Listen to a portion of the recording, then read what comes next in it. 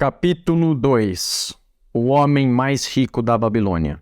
Era uma vez, na antiga Babilônia, um homem muito rico chamado Arcad. Conhecido em toda parte devido a uma imensa riqueza, tornara-se igualmente famoso pela liberalidade. Mostrava-se generoso com os mais necessitados e com a família, sendo um homem pródigo em suas próprias despesas. Entretanto, a cada dia sua riqueza crescia mais rapidamente do que podia gastá-la. Certa vez, alguns amigos da juventude foram até ele dizendo-lhe: "Você, Arcad, é mais venturoso do que nós. Você se tornou o homem mais rico de toda a Babilônia, enquanto nós lutamos para sobreviver. Pode usar as mais finas roupas e degustar as mais requintadas iguarias, enquanto nós devemos nos dar por satisfeitos se apenas propiciamos à família uma indumentária decente ou alimentamos da melhor maneira possível. Contudo, alguma vez fomos iguais, tivemos o mesmo professor, participamos das mesmas brincadeiras, e nem nos estudos, nem nas brincadeiras você se sobressaiu mais do que nós. E nos anos que seguiram, você foi um cidadão tão honrado quanto nós. Tampouco trabalhou mais duro ou mais assiduamente, pelo menos até onde sabemos. Por que então deveria o caprichoso destino escolher-o para gozar de todas as coisas boas da vida e ignorarmos a nós que igualmente somos merecedores?" Após o que Arcad protestou dizendo: "Se vocês não adquiriram mais do que uma pobre existência desde os tempos em que éramos jovens, isso se deve a que não conseguiram aprender ou não absorveram as leis que governam a acumulação de riqueza. O voluntarioso destino é um Deus cheio de malícia e que não assegura um bem duradouro para ninguém. Ao contrário, ele traz ruína para quase todo homem sobre quem faz chover ouro não conquistado. Ele produz os gastadores libertinos, que logo dissipam tudo o que recebem e se deixam dominar pelos mais extravagantes apetites, que nem sempre podem satisfazer. Outros ainda, a quem esse caprichoso Deus favorece, tornam-se avarentos e entesouram sua riqueza, temendo despender o que têm por saberem que não são capazes de repô-lo. São, além disso, assediados pelo medo de roubo e acabam construindo para si mesmos uma vida de necessidades e secreta tristeza. Há provavelmente outros que conseguem dinheiro fácil e o aumentam, sem deixar de se sentirem felizes e abastados cidadãos. Mas são tão poucos que só sei deles por ouvir dizer. Pensem nessas pessoas que de repente se viram herdando uma riqueza e confiram se as coisas não se passam assim." Os amigos admitiram que a respeito dos conhecidos que tinham herdado uma fortuna, aquelas palavras eram realmente verdadeiras, e suplicaram-lhe que explicasse a eles como tinha conseguido juntar tantos bens. "Ainda em plena juventude", continuou Arcad, "eu olhava em minha volta e observava todas aquelas coisas boas capazes de propiciar felicidade e contentamento. Percebi então que a riqueza aumentava ainda mais a potência delas. A riqueza é um poder. Com a riqueza, muitas coisas se tornam possíveis. Este pode embelezar sua casa com os móveis mais refinados. Aquele pode viajar pelos mares distantes. Esse outro pode regalar-se com as finas iguarias de terras longínquas. Outro mais pode comprar ornamentos lavrados em ouro ou cravejados de pedras preciosas. Pode-se mandar construir templos magníficos para os deuses. É possível, enfim, fazer todas essas coisas e muitas outras, onde sempre haverá deleite para os sentidos e gratificação para a alma. E quando percebi tudo isso, declarei a mim mesmo que reivindicaria o meu quinhão entre as coisas boas da vida. Não seria nenhum desses que se mantém à distância, observando invejosamente os prazeres do outro. Não me contentaria em vestir roupas baratas que parecem respeitáveis. Não me daria por satisfeito com a parte que cabe a um homem pobre. Ao contrário, faria de mim mesmo um conviva nesse banquete de boas coisas." Sendo, como sabem, filho de um humilde comerciante, membro de uma grande família sem qualquer expectativa de herança, e não me achando dotado, como vocês me disseram com tanta franqueza, de poderes superiores ou talentos especiais, decidi que, se realmente quisesse conseguir tudo aquilo que desejava, eu precisaria basicamente de tempo e estudo.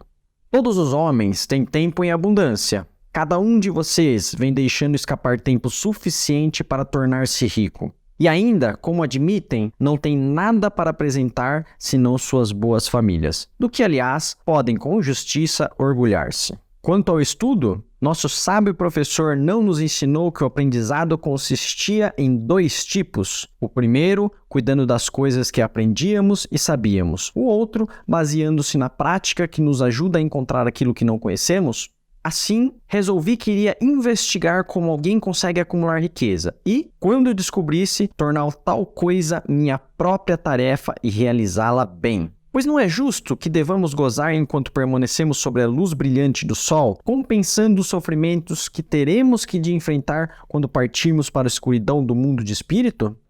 Empreguei-me como escriba na sala de registros e todos os dias trabalhei horas sem conta sobre as tabuinhas de argila. Semana após semana, mês após mês, dei um duro danado, sem que os meus vencimentos dessem mostras de crescer. Comida, roupa, os compromissos para com os deuses, além de outras coisas que já nem me lembro mais, consumiam tudo o que eu ganhava, mas minha determinação continuou de pé. E um dia, Algamish, o homem que emprestava dinheiro, veio até a administração da cidade e solicitou uma cópia da 9ª lei, dizendo-me: preciso disso em 2 dias. Se me entregar as cópias do prazo, pode contar com 2 moedas de cobre pelo serviço. Trabalhei arduamente, mas o texto da lei era muito comprido, e quando Algamish voltou, eu ainda não tinha terminado a transcrição. Ele ficou uma fera e teria me dado uma boa surra se eu fosse seu escravo.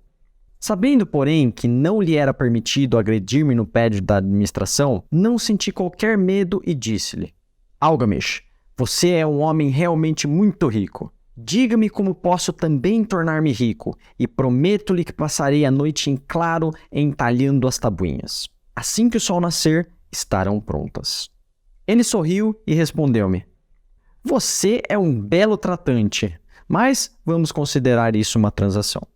Gravei durante toda a noite, embora minhas costas doessem e o cheiro de óleo queimado do candeeiro fizesse minha cabeça latejar a ponto de deixar-me os olhos em frangalhos. Mas quando ele voltou, em plena alvorada, as tabuinhas estavam prontas. Agora, disse-lhe, cumpra sua promessa.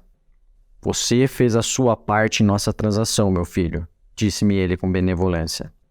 E eu estou pronto para fazer a minha. Vou lhe falar das coisas que deseja saber porque estou envelhecendo, chegando à idade em que já não se consegue segurar a língua. E quando a juventude busca os conselhos dos mais velhos, ela recebe a sabedoria dos anos. Muito frequentemente, porém, a juventude pensa que o idoso detém apenas experiência dos dias que se foram e por isso não o aproveita. Lembre-se que o sol que brilha hoje é o sol que brilhou quando seu pai nasceu e continuará brilhando quando seu último neto tiver passado para o mundo dos mortos. Os pensamentos da juventude, continuou ele, são luzes resplandecentes que brilham como meteoros que muitas vezes tornam o céu reluzente, mas a experiência dos mais velhos assemelha-se às estrelas fixas, que, sem mudar de lugar, auxiliam o marinheiro a orientar o seu curso. Guarde bem minhas palavras, pois do contrário, deixará de assimilar a verdade do que lhe contarei e pensará ter sido em vão todo o trabalho que teve essa noite. Então ele me olhou com uma perspicácia por baixo das peludas sobrancelhas e disse-me num tom lento e energético: achei o caminho para a riqueza quando decidi que conservaria comigo uma parte de tudo que ganhasse. E assim fará você. E continuou me olhando com uma insistência que parecia ir ao fundo da minha alma, mas não disse mais nada. É tudo? Perguntei. Foi o suficiente para tornar o coração de um pastor de ovelhas no coração de um emprestador de dinheiro? Replicou ele. Mas tudo o que eu ganho não vem mesmo para o meu bolso? Perguntei. Nada mais falso, respondeu ele. Você não paga pelas roupas e pelas sandálias que usa? Não paga pelas coisas que come? Consegue viver na Babilônia sem fazer despesas? O que tem para apresentar do que recebeu o mês passado? E de tudo quanto ganhou no último ano? Louco! Você paga todo mundo menos a si mesmo. Idiota! Está trabalhando para os outros. Bem melhor do que isso faz o escravo, que trabalha para o seu dono em troca de roupa e comida. Se guardasse para si mesmo 1/10 de tudo que ganha, quanto teria dentro de 10 anos? Meu conhecimento dos números não me desamparou. E respondi: ora, o equivalente a 1 ano de trabalho. Pois está dizendo apenas meia verdade, retorquiu ele. Cada moeda de ouro que economizar é um escravo que pode trabalhar para você. Cada cobre que essa moeda produzir torna-se um filho apto a levantar mais fundos. Se quiser tornar-se rico, então tudo o que você economizar deve ser utilizado no sentido de proporcionar-lhe toda a abundância por que anseia. Você pensa que eu estou ludibriando por sua longa noite de trabalho? Continuou ele. Mas em minhas palavras há uma fortuna, se for suficientemente inteligente para perceber a verdade que acabo de pôr em suas mãos. Uma parte de tudo que ganha pertence exclusivamente a você. No mínimo, 1/10, mesmo nas ocasiões que tiver recebido pouco dinheiro. Pode ser mais, de acordo com o que produzir. Pague a si mesmo primeiro. Não compre ao fazedor de roupas ou fazedor de sandálias mais do que possa pagar com o restante, devendo ainda separar o bastante para alimentar-se, ajudar o próximo e pôr em dia as obrigações com os deuses. A riqueza, como uma árvore, cresce a partir de uma simples semente. A primeira moeda de cobre que economizar será a semente a partir da qual sua árvore da riqueza crescerá. Quanto mais cedo plantá-la, mais cedo a árvore crescerá. E quanto mais fielmente alimentar e regar essa árvore com as economias constantes, logo chegará o dia em que poderá abrigar-se em pleno contentamento embaixo de sua sombra. Tendo dito isso, pegou suas tabuinhas e foi embora. Pensei muito a respeito do que ele me dissera, e suas palavras me pareceram razoáveis. Assim, decidi fazer a experiência. Sempre que recebia um pagamento, tirava e guardava 1 em cada 10 moedas de cobre. Estranho como possa parecer, não fiquei mais desprovido de fundos do que antes. Percebi pequena diferença quando comecei a me arranjar sem isso, mas frequentemente me via tentado, à medida que minha reserva crescia, a utilizá-la para adquirir as boas coisas que os mercadores ofereciam. Objetos trazidos por camelos e navios da terra dos fenícios. Prudentemente, porém, consegui refrear o impulso. 12 meses se tinham passado quando Algamish voltou a me procurar, dizendo-me: E então, meu filho, pagou a si mesmo não menos do que 1/10 sobre tudo que ganhou no ano passado? Respondi todo orgulhoso: Sem dúvida, mestre, foi exatamente o que fiz. Ótimo, comentou, abrindo um largo sorriso para mim. E o que fez com essa reserva? Entreguei a Asmur, o oleiro, que me disse estar viajando pelos mares distantes e que em Tiro compraria para mim joias valiosíssimas só encontradas na Fenícia. Quando voltar, poderemos vendê-las a um preço bem mais alto e dividirmos os lucros. Bem, os loucos precisam mesmo aprender, rosnou ele.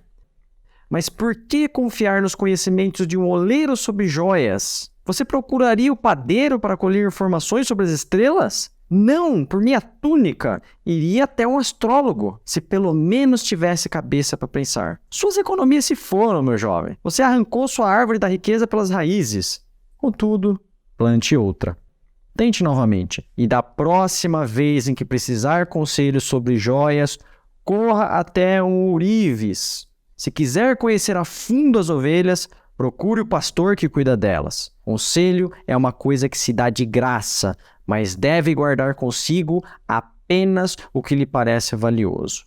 Aquele que aceita conselhos sobre suas economias de pessoas inexperientes em tais matérias pagará com essas mesmas economias para provar a falsidade da opinião dos outros. Dizendo isso, Algamish partiu. E aconteceu realmente como ele tinha previsto, pois os fenícios são salafrários e venderam a Asmur pedaços de vidro sem valor que pareciam pedras preciosas. Mas, seguindo as palavras de Algamish, voltei a economizar, mesmo porque já tinha formado o hábito e isso não constituía para mim nenhuma dificuldade. Mais uma vez, 12 meses depois, Algamish apareceu na sala dos escribas e dirigiu-se a mim. Que progressos andou fazendo desde a última vez em que nos vimos? Paguei a mim mesmo religiosamente, respondi. E confiei minhas economias a Agar, o fazedor de escudos, para comprar bronze. A cada 4 meses ele me paga uma parte dos lucros. Ótimo! E o que tem feito com esse dinheiro extra? Dei uma festa com mel, vinhos, iguarias de primeira e comprei também uma túnica escarlate. Qualquer dia desses devo comprar um burrico para meus deslocamentos. Algamish não disfarçou o sorriso. Você está comendo os filhos de suas economias. Como pode esperar que trabalhem para você? Como eles mesmos poderão ter filhos que venham a produzir mais renda para você? Primeiro reúna um exército de escravos dourados, e só então poderá refestelar-se com banquetes ricos sem sentir remorsos. E assim dizendo, partiu novamente. Não voltei a vê-lo durante 2 anos, até que reapareceu, o rosto sulcado pelas rugas, os olhos visivelmente cansados, pois ele se achava então numa idade bastante avançada. Disse-me, Arkad, conseguiu afinal obter a riqueza com que sonhava tanto? Respondi-lhe, ainda não tudo o que desejo, mas já tenho alguma coisa que rende muitos bons lucros, que, por sua vez, fazem outro tanto. E você ainda busca o conselho dos oleiros? Bem, o que eles dizem sobre como fabricar tijolos é realmente muito bom, retorqui. Arkad, continuou ele, você aprendeu bem suas lições. Aprendeu primeiro a viver com menos do que podia gastar. Depois aprendeu a aconselhar-se junto àqueles cuja competência deriva de suas próprias experiências. E, finalmente, aprendeu a fazer o ouro trabalhar para você. Você ensinou a si mesmo como adquirir dinheiro, poupá-lo e usá-lo. Reuniu, portanto, condições para ocupar uma posição de confiança. Estou me tornando muito velho. Meus filhos só pensam em gastar e não dão a menor importância aos ganhos. Meus negócios são grandes e até grandes demais para que eu possa cuidar de tudo. Se você concordar em ir para Nippur, a fim de tomar conta das terras que possuo na região, torná-lo-ei meu sócio, e você participará de meu testamento. Assim, fui para Nippur e comecei a administrar suas propriedades, que eram imensas, e como estivesse cheio de ambição e dominasse as 3 leis que nos ensinam a lidar de maneira exitosa com a riqueza, tive condições de aumentar ainda mais o valor de seus bens. Prosperei muito, e quando o espírito de Algamish partiu para a esfera da escuridão, vi-me como um beneficiário legalmente reconhecido da sua herança. Assim falou Arkad. Quando terminou sua narrativa, um dos amigos ali reunido disse, você inclusive deu sorte que Algamish o tivesse nomeado um dos seus herdeiros. Minha sorte limita-se ao fato de que desejava prosperar antes de tê-lo encontrado pela primeira vez. Não tive que provar durante 4 anos minha determinação de propósito, reservando para mim mesmo 1/10 de tudo que eu oferia? Você chamaria de sortudo o pescador que, tendo passado anos estudando os hábitos dos peixes, por uma simples mudança do vento, soubesse onde jogar sua rede? A oportunidade é uma deusa desdenhosa que não perde tempo com os que não estão preparados. Você teve uma tremenda força de vontade em continuar poupando depois de ter perdido as economias do primeiro ano? Nisso foi extraordinário, disse um outro. Força de vontade? Retorquiu Arkad. Bobagem! Você acredita que a força de vontade seja capaz de dar a um homem energia suficiente para erguer um peso que o camelo não pode carregar ou puxar uma carroça que os próprios bois não conseguem levar adiante? A força de vontade não passa de um propósito inflexível para dar conta de uma tarefa a que você mesmo se obrigou. Se eu determinar para mim mesmo uma tarefa, por mais boba que seja, terei de levá-la a cabo. Como poderia de outro modo ter confiança em mim mesmo para fazer coisas importantes? Se me dissesse, durante 100 dias, quando eu cruzar a ponte na cidade, apanharei uma pedra do chão e a jogarei dentro do rio. Eu o faria. Se no 7º dia passasse por ali sem me lembrar da resolução tomada, não diria, amanhã eu jogarei 2 pedras ao invés de uma? Ao contrário, voltaria e atiraria a pedra ao rio. Tampouco seria capaz de me dizer lá pelo 20º dia, Arkad, isso não tem utilidade alguma. Que proveito tem para você atirar uma pedra ao rio todos os dias? Arremesse logo um bom número delas e acabe com isso. Não. Também não conseguiria pensar desse modo. Quando me decido por uma tarefa, vou até o fim. Consequentemente, tomo muito cuidado para não começar tarefas difíceis e impraticáveis, porque tenho meu conforto íntimo em alta conta. Se o que diz é verdadeiro, apartou um terceiro interlocutor, e parece, como afirmou, razoável, sendo tão simples, se todos os homens o fizessem, não haveria bastante riqueza para todos. A riqueza cresce onde quer que os homens empreguem energia, replicou Arcad. Se o homem rico constrói um novo palácio para si, o ouro despendido vai embora? Não. O oleiro, o operário e o arquiteto participam desse ouro. E quem quer que trabalhe na obra participa dele. Mesmo depois de construído, o palácio não vale tudo quanto custou? E o terreno sobre o qual ele se ergue não passa a valer mais pelo próprio fato de abrigá-lo? E os terrenos circunvizinhos não se tornam igualmente valorizados? A riqueza cresce através de meios mágicos. Ninguém pode estabelecer um limite para isso. Não construíram os fenícios grandes cidades em costas inóspitas com a riqueza proveniente de seus navios mercantes? O que poderia nos aconselhar para que também nós nos tornemos ricos? Perguntou um amigo. Os anos se passaram, não somos mais jovens e não guardamos nada. Aconselho-os a fazer o uso da sabedoria de Algamesh e dizer a si mesmos: uma parte de tudo o que eu ganhar pertence a mim. Digam isso pela manhã assim que acordarem. À tarde, à noite, em todas as horas do dia. Digam isso a si mesmos até que as palavras se transformem em letras de fogo gravadas no céu. Impregnem-se com a ideia, ocupem toda a alma com esse pensamento e assimilem tudo que lhes pareça sábio. Separem não menos de 1/10 e economizem. Faça todas as despesas necessárias, mas poupem primeiro essa pequena cota. Cedo vão experimentar a deliciosa sensação de um tesouro cuja posse cada um de vocês tem legitimamente condições de reivindicar. Quanto mais ela crescer, mais se verão estimulados. Vibrarão com uma nova alegria de viver, encararão a possibilidade de maiores esforços para ganharem mais. Pois não estarão reservando sobre os lucros maiores a mesma porcentagem? Aprendam, portanto, a fazer com que seu tesouro trabalhe para vocês. Tornem-no seu escravo. Façam filhos deles e os filhos dos filhos dele trabalharem para vocês. Assegurem uma renda para o futuro. Olhem para os mais idosos e não esqueçam que o dia virá em que vocês também estarão velhos. Por isso, invistam seu tesouro com toda a cautela do mundo. Taxas usurárias de retorno são sereias enganosas, que cantam naturalmente, mas para lançar o incauto contra as rochas do desperdício e do remorso. Providenciem para que sua família não deseje que os deuses o chamem para o reino deles. É sempre possível garantir tal proteção com pequenos pagamentos a intervalos regulares. Por isso, o homem previdente não perde tempo esperando que apareça uma grande soma a fim de utilizá-la em tão prudente propósito. Busquem o conselho dos homens sábios. Procurem informar-se com pessoas cujo trabalho cotidiano é o manuseio do dinheiro.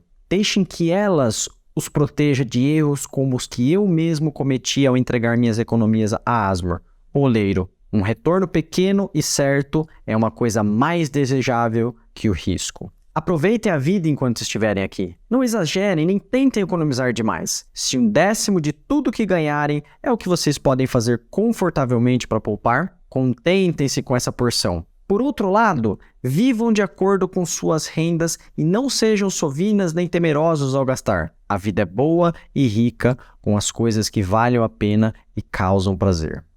Seus amigos agradeceram-lhe por aquelas palavras e se foram. Alguns mantiveram-se em silêncio, porque não tinham imaginação e não podiam entender. Outros mostraram-se sarcásticos, porque pensavam que um homem tão rico deveria compartilhar sua fortuna com velhos amigos menos afortunados. Um terceiro grupo, entretanto, parecia ter nos olhos uma nova luz. Perceberam que Algamesh tinha voltado regularmente à sala dos escribas porque estava observando um homem que, por seus próprios méritos, saía da escuridão para a luz. Quando esse homem achou a luz, um lugar esperava por ele. Ninguém podia ocupar esse lugar sem que pelos seus próprios esforços chegasse à compreensão, ou seja, até que estivesse pronto para a oportunidade. Os integrantes desse terceiro grupo foram os únicos que, nos anos que se seguiram, continuaram visitando Arcad, que os recebia cheio de contentamento, reunia-se com ele e transmitia-lhes de bom grado sua sabedoria. Como gostam sempre de fazer homens de grande experiência, e assistia-os quanto a investirem suas economias naquilo que trouxesse lucros